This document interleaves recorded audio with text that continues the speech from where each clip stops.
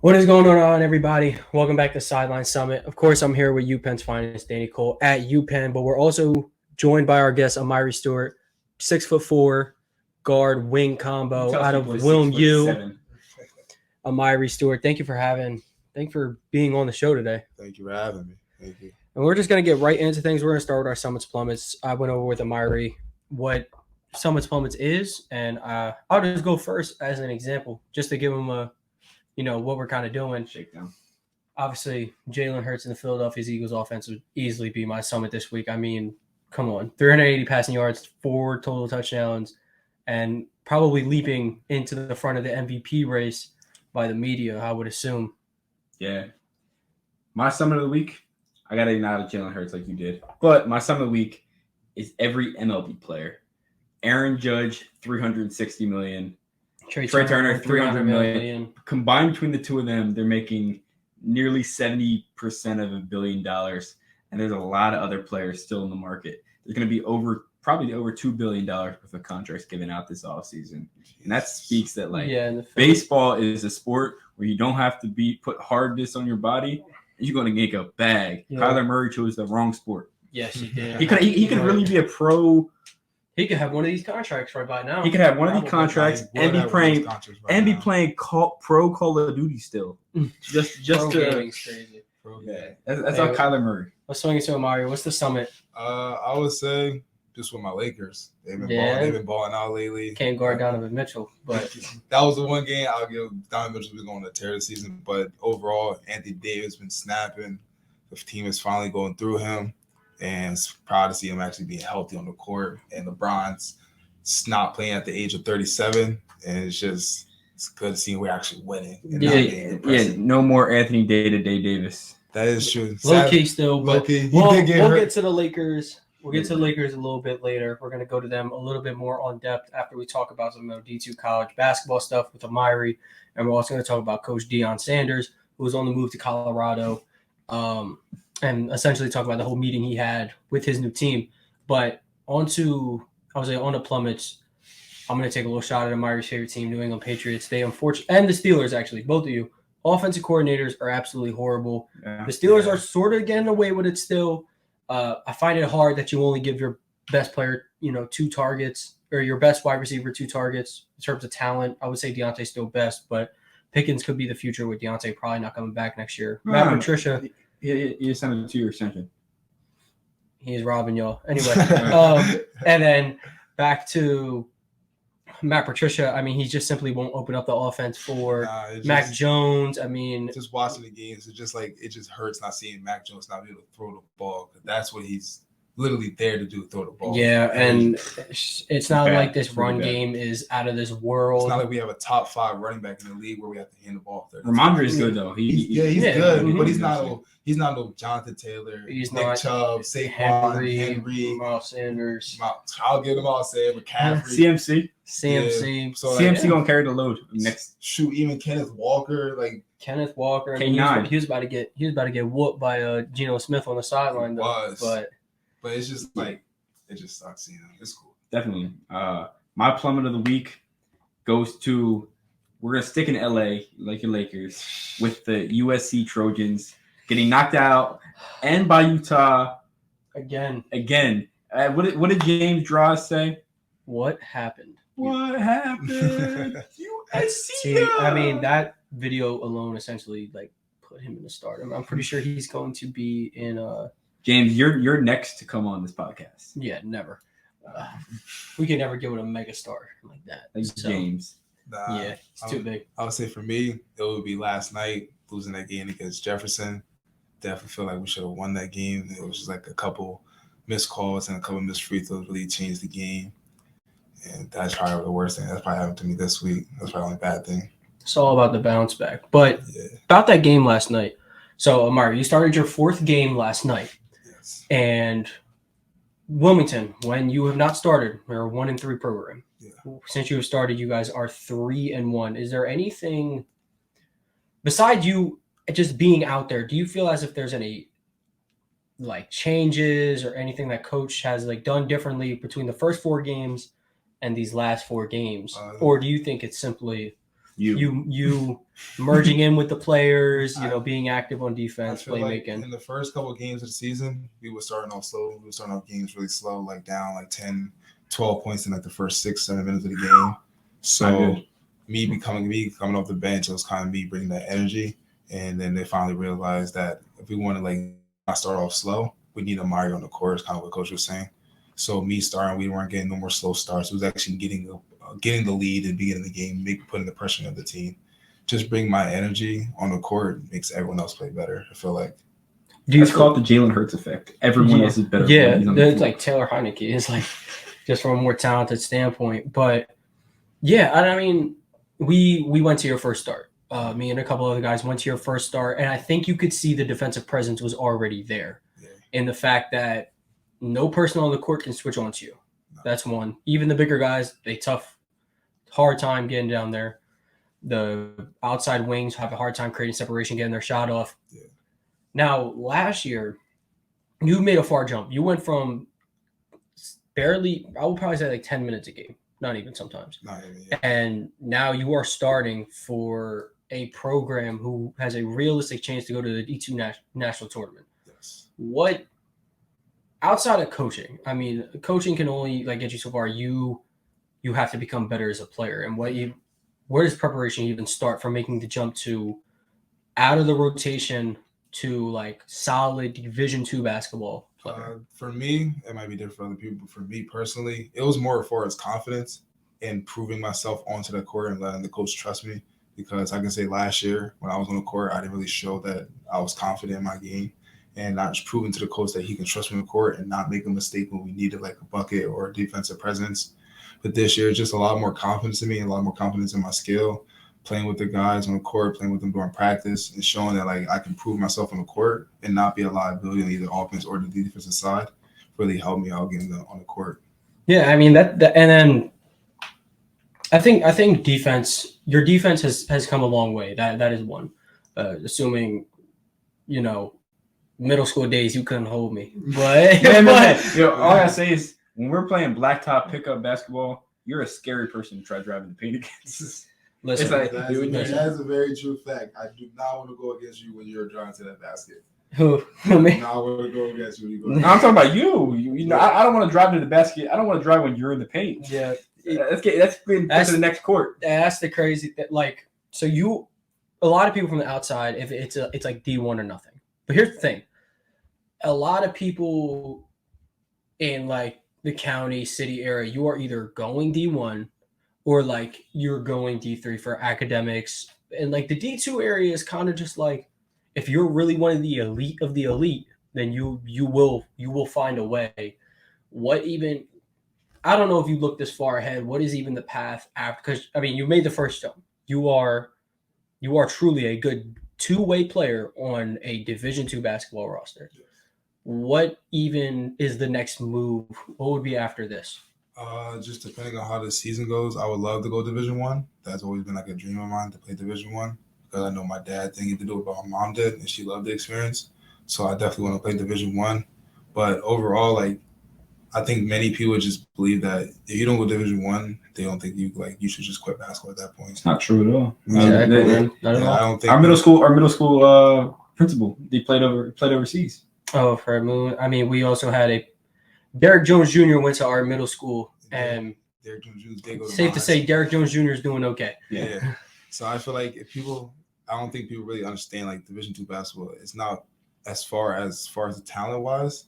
On Division I level, like some low Division I's get beaten by Division IIs, as we can see. Like we saw by Louisville this year, like Division I, the ACC team losing to Division II teams. But I think as far as more as size, mass, how big you are, how a player you are. I would say I would do exactly what LeBron did. Take your talents to South Beach. Yeah, okay. Go play for Florida? For Miami. Go play for Miami.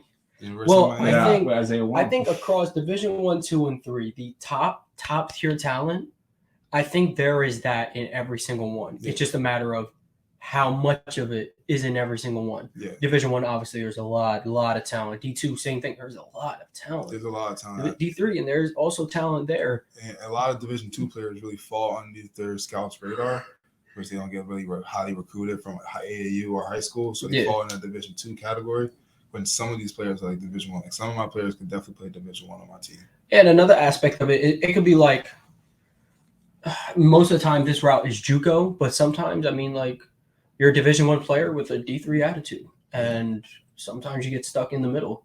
But I could realistically see a path for you playing Division I, getting the recognition, and then all right. So I know he's Dwight Howard, but if you watch that Taiwan game, those dudes can't play. No, they can't play. I could go out there and get 10. I'm pretty sure it really looked like Dwight Howard was playing against like a bunch of like middle school and high school. Yeah, they're not. They have no size. They look uncoordinated. I mean, there's a lot of times they couldn't even make a layup half the time. Exactly. I think for a player like you, there's a pro league out there somewhere that would easily pay you to play basketball for them, and you're definitely on the track with the two-way, the next level scoring. Man, you saw Europe players come and make an impact immediately. Yeah, scoring wise, definitely because of the 3-second violation and stuff like that. Now, one thing I wanted to ask you and missed before we get to the Deion Sanders stuff is transferring. Last year, you're a sophomore. Now, mind you, most great talents around NCAA, it's 1 year and you're done. Now you're in your second year, and you're not getting the playing time you wanted. What at that moment were you thinking by the end of the year? Is it like, I want to transfer, like I'd rather go somewhere else where I can just play? What are we thinking about? Like how everything was going with me not playing and just like not being able to get on the court with the guys. And like I felt like I was proving myself during practice and during the off season, during the summer leagues. I felt like I was proving myself but not getting on the court. Like I'm not gonna lie, I definitely thought about transferring. Like it just really was taking a mental stage on me. But I felt like I was never the type of person to give up on a team mid-year or beginning of the year. Like I never was that type of person. So I definitely thought about transfer, but I was never going to do it during the season. Like if I was going to play this entire season, then I was probably going to transfer more likely. Well, I mean, you got plugged into the starting lineup. Your team's 3-1 since you lose a close one last night. How many times do you play that game and walk away with some missed free throws or some bad calls? Anything could happen once you meet that team again. Yeah. So I mean, you play them again? We do play them again in January. Well, that will be the time you get them back. Now, obviously, with the news this week, Deion Sanders took the job at Colorado. Mm-hmm. There's what's going viral is a video of him that he told the current team, he said, I got some positions figured out because I'm bringing some guys with me. And a lot of people interpreted that as, like, y'all got to kick rocks. Like, y'all got to answer transfer portal, you're not going to play. But I personally saw that as, like, are y'all going to take this personal? That's what I felt like. I mean, no coach would straight up just tell somebody, knowing the camera's going, but like, y'all got to transfer. I'm going to bring my entire team with me. But he's not going to bring the entire team with him because then he's going to play at Jackson State. And I think Deion isn't one to tell somebody to quit. He wants to see what they got. I think the real question is, does Travis Hunter come with him? Yes, he's coming. 100%. He even, and what's it called? Deion even said, like, he's bringing his son over, but his son still has to win the job. His son might not win the job, man. His son still has to win His son is going to win the job. I can promise you guys. They were definitely 1-11, so I really hope. They went 1-11. They went through 5 quarterbacks. The quarterback who played the most got sacked more times than he threw touchdowns. Yeah, I don't think you realize, though, like, every person who's not committed in the senior class is going to want to play at Colorado. It does. I don't think. Because you got to think if Deion's starting his kid. Yeah. Let's know that. I'm not saying all just quarterbacks. I'm saying, but still, you got Trey Sanders might be coming over from Alabama, but I mean, you got to understand, like every kid normally people that are in the transfer portal right now. Over 1,000. Yeah. Over 1,000 the day after Deion Sanders took the job. So you got to think these seniors, they're not going to have a chance to go to Colorado or like that type of schools. I'm going to be honest. If kids, Deion Sanders is a great coach. He could probably flip around this Colorado program, but I mean, a lot of kids are probably looking to go Alabama or some other actually established program. Like Penn had somebody go to UCLA.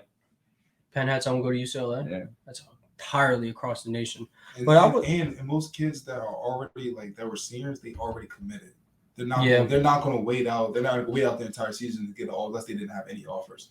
Most kids that are 5-star, 4-stars, or even 3-stars are already committed by the beginning of the season. So the kids are already committed. There's some people already decommitting from Colorado, and I honestly think that says a lot about their character.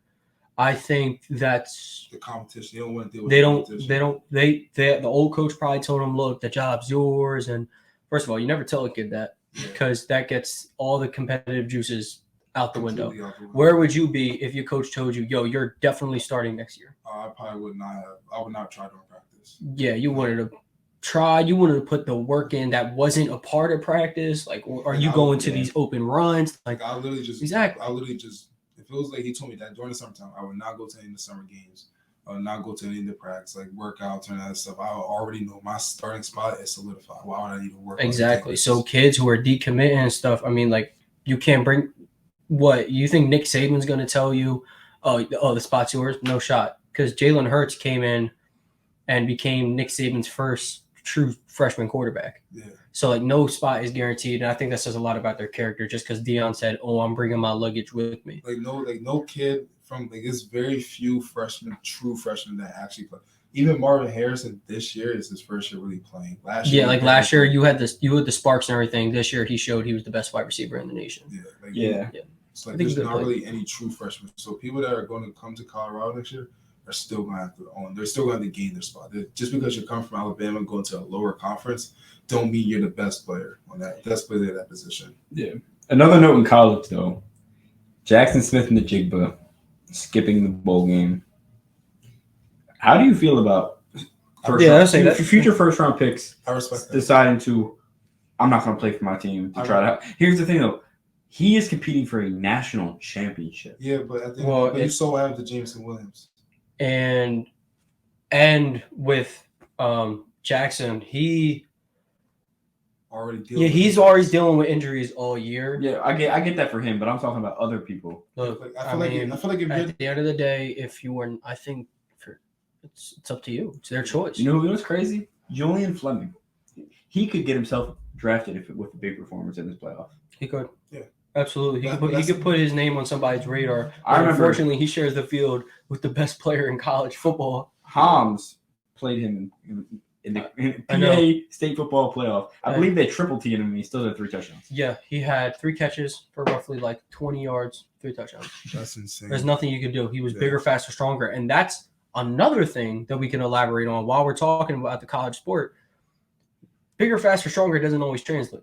Never. Actually, it rarely translates. Exactly. He was never the most finesse in his route running. No. Never had like he was good with jump ball, of course, but like catching and then getting on the run, he was never actually the best with I think that's when high school kids get into college, like they feel like, I'm big. They're bigger than stronger. Like most Division I wide receivers or running back, they're a lot bigger than all their competition. They just run throughout the game. Derrick Henry continue to be bigger and stronger than even like grown men. Yeah, that's a genetic. That's just that is truly specimen. Always bigger, faster, stronger. Like those type of players, like their route running might always not be this best. They might not always have the best hands during traffic.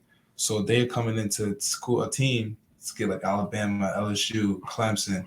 None of that's gonna slide. They got people already there. You got the redshirt freshmen. You got backs who are the juniors are coming back for their senior year. Like they've already got a couple of years. You got transfers. You got JUCO commits coming back, bro. So like there's a lot of people in that position that you're going to have to fine tune all your skills. Exactly. So in college is the time. I mean, during your college career, you better be walking out of there as like an NFL wide receiver. Yeah. Like you can't wait to the NFL to become an NFL wide receiver, or at least like be a piece away or something like that. You like all your skills have to be fine. I think DK Metcalf is still a piece away. I think DK Metcalf is an elite wide receiver. Elite. Elite is a different tier. He's a very good wide receiver. I would put DK Metcalf in that top 10. I think he's between a 10-15 area, but it's not like there's some guys. I would put him at that 10th spot. I think you could make the argument. DK just had a huge game and he's having a huge season. He's a very big reason of why Geno Smith is having the year he's having. Big bounce back season from last season. And he's had a very good season last year. He's lessening up the double coverage on my fantasy wide receiver Tyler Lockett. So thank you to DK Metcalf.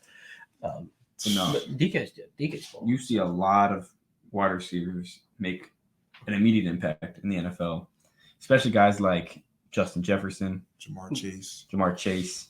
Yeah. Jalen Waddle. Jalen Waddle had an immediate Smitty. He just had a completely different offense. Like, you see what Waddle is now. He's nearly matched his yards from last year, simply off a change of offense. Here's the thing, though. And Tua, coverage. Waddle had a horrible game last week because of Tua.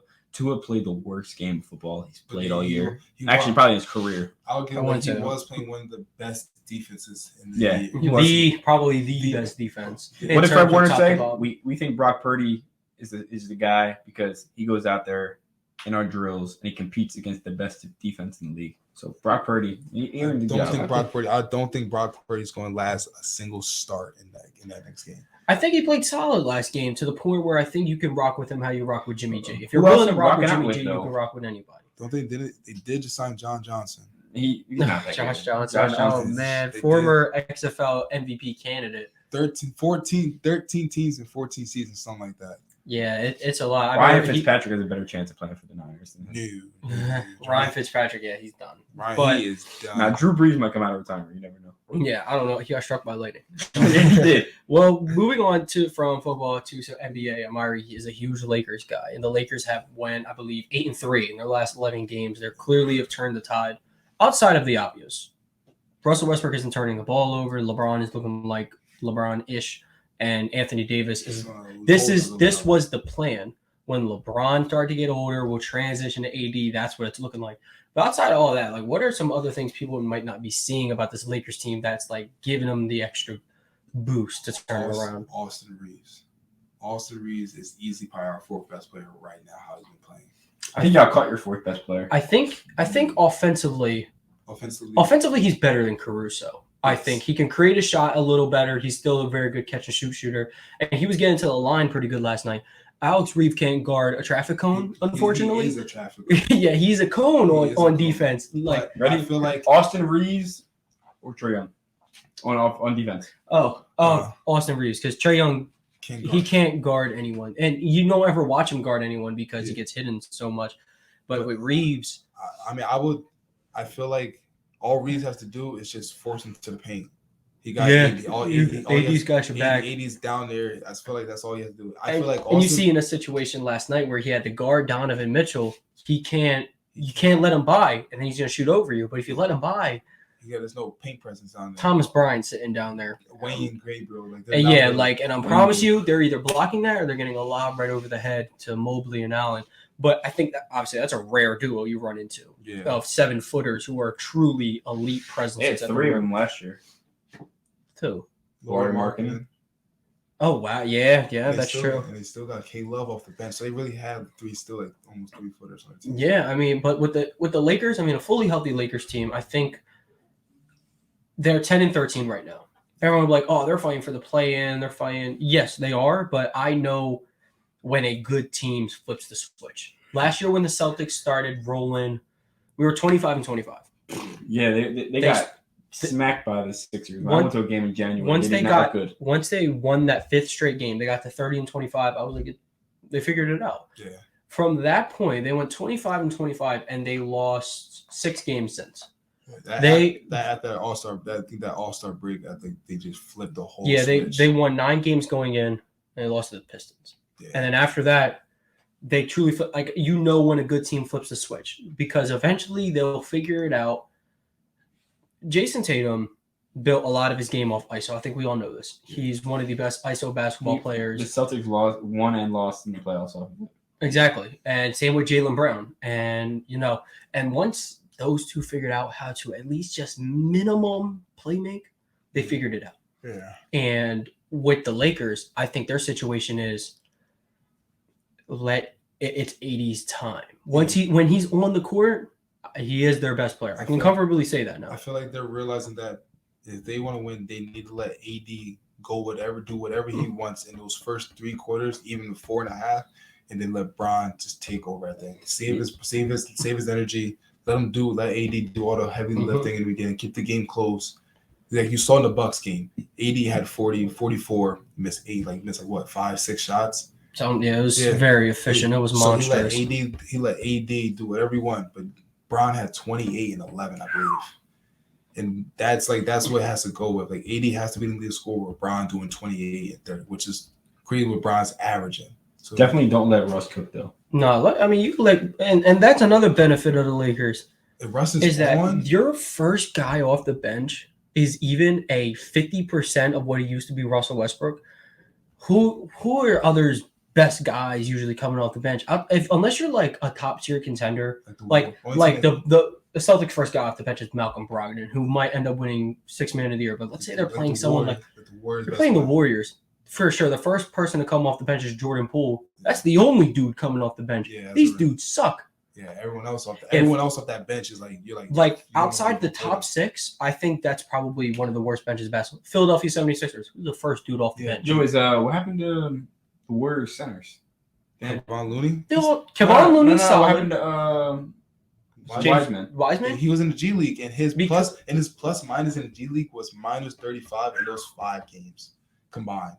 What happened? Where's he at right now? He recalled him back up. Because Wiseman. Is he a bust?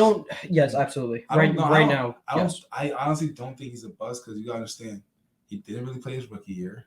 He was hurt all last year. This is his first real season of playing basketball since high school. I think the problem with Wiseman, though, when you're that top tier type pick, when you're second overall pick, you're expected to come in, be the franchise guy. But he reminds me of Embiid the way when Embiid was getting his career started. Yeah, but barely playing. It's kind of hard to be that franchise guy when you get drafted by the Warriors. Exactly. They weren't even meant to be there.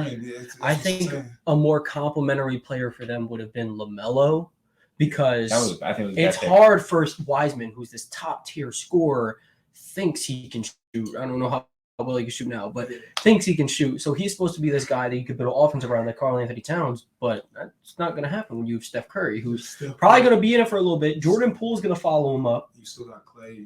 You're literally that fourth option on that court. I would honestly say fifth. Draymond touches the ball before anybody. Yeah, so he's like that. Man, I think he's a sixth. I put Clay over him right now. Nah, Clay only getting the rock if it's that spot up. Because right now, I mean, Clay has been before those last couple of games. Clay was looking bad. Real bad. But honestly, with the Lakers, I would say though, I know when a good team flips the switch, and I want to give credit to the coach because he's using his role players to his fullest, but he has to take away Dennis Schroeder's minutes. He can't guard anybody. He's not an elite offensive weapon like Patrick Beverley. Patrick Beverley gives his absolute all in defense. It's great. He can't really shoot that well. Patrick Beverley hasn't had a good game on the offensive side yet this season. I would rather take that than Dennis Schroeder because he cannot. His scoring don't do nothing. No, I don't know how to explain it. Yeah. Like 2 points is 2 points, yes, but we'll get a layup when we're down like 10. Yeah, like that's not swinging the momentum. Dak Prescott merchant.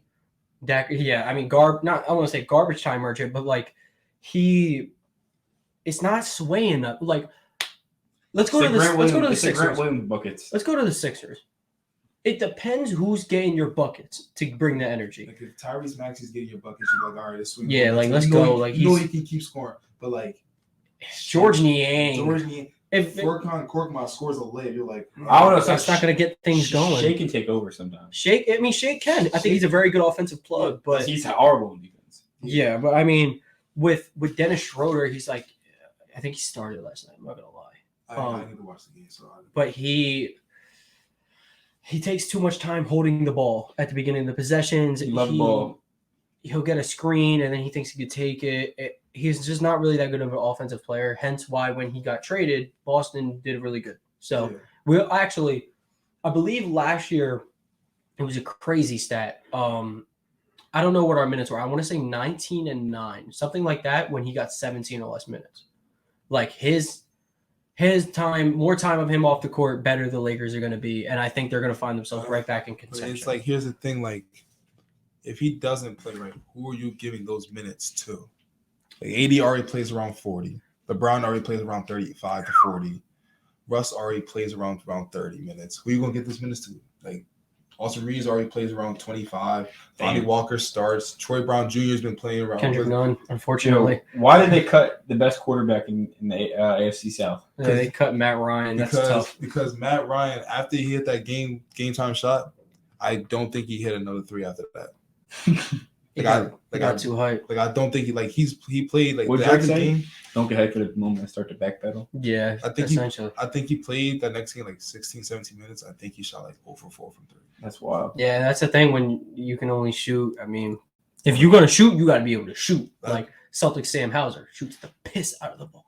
Yeah, when he gets in the playoffs for like a minute. No, he's like a regular rotation. Now guy he is. now. I'm saying last year in the playoffs, he got in He for needed like a time. minute. He needed time, but I mean, this year the Celtics they look like far and away best team in basketball. I feel like right now. if the Lakers are going to make any type of push for a regular season, we're going to have to trade for another shooter. I think that everyone. What do you have knows to trade?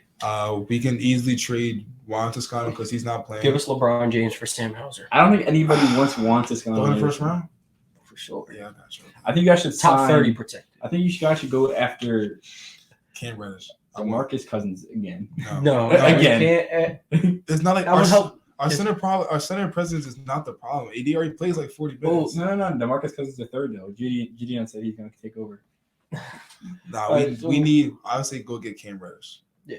Cam Reddish, I think, would be a good rotational wing. Along with, who's a bucket? Troy Brown Jr. Troy Brown. He's a bucket. Troy Brown Jr. does all the little things that like you're like, oh, he didn't really score, but like he does all the things. I watched him and Reeve go on 11-0 run by themselves. You're like, oh shoot, Troy Brown he didn't even score this game, but like we still won. And the next game he scores like 25 and we still win. Like he does all the little things that you won't see in the stat sheet. But he The can Lakers also could get also you go. a bucket if so. I think he could find himself as a rotational player. They could I think ask themselves he starts. internally to see Max Christie actually shoot. I just don't think Max Christie's ready. I don't know. if he'll ever I be don't ready. know. No, I think he'll be ready next year, but I just don't think this season right here because he's still like little. He's like a little guard, bro. It's like only like 200 pounds. That's true. Yo, you know what? If the Lakers really want to pay up the money, I might give a call to the Miami Heat, asking for Duncan Robinson. That's That's a lot of money. I don't even think I've seen him play this year. They Is don't he play- hurt? They don't play him. They don't. They're paying him, not playing him. But That- here's the thing, bro. Here's the thing, though. The Heat might be willing to say, if you give us a draft pick or if you give us a player, What draft pick we're gonna give? Bro, we have one draft pick. The that Heat first No, might round. take- they'll like we'll take Duncan and a draft pick, and we'll give you Russell Westbrook. want us down Anderson. they're Like, not gonna take one. Like here's the thing, though. yeah, If y'all take on his contract, they'll give you a pick probably. Maybe. Well, one last thing before we get out of here is WilMU making the D2 national tournament. I 100% believe the Bulls will make the national championship, national You tournament. can't bet on that, but you You should, if you could bet on If you could. D2, you could bet on it. I just want to say one last thing, quick plug for Amiri. 16 points per game, 3 rebounds a game, 4 assists per game. roll these highlights. Come on. Kid can ball. If any coach comes across this, the kid can ball, and you want him on your program, or any overseas coach, whatever, doesn't matter. You This kid can- knows ball, plays ball. You Penn coach, I'm gonna call you up. Just right here, Amiri Stewart. Now he don't want to come to UPenn and get whooped by Temple. Oh God, no. He want to come play for the Owls. That's what he wants. You want to throw up the O for Owls, not overtime. Throw the Big Owls. Owls. Throw the Owls. Do a Khalif battle. Tough. Thank you guys for tuning in so much. Thanks again to Amiri for joining us on the show, and we will see you guys next time. Stay tuned.